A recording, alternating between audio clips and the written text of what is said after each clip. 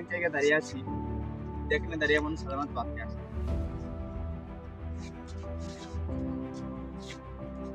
কিন্তু আমি ভাবতে এসেছি, এই রাস্তা দিয়ে কত মানুষ যায়, কেউ যায় কাজে, কেউ আবার ঘোরাঘুরি করতে, কিন্তু আমি যাচ্ছি না।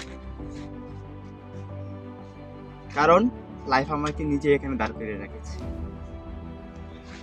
প্রতিদিন ভাবি কিছু না কিছু, আজকে কিছু না কিছু হয়ে যাবে, কিন্তু যতবার এই পকেটে হাত দিই ততবার এদিকে পকেট ফাঁকা। এই দাগগুলো দেখতেছো?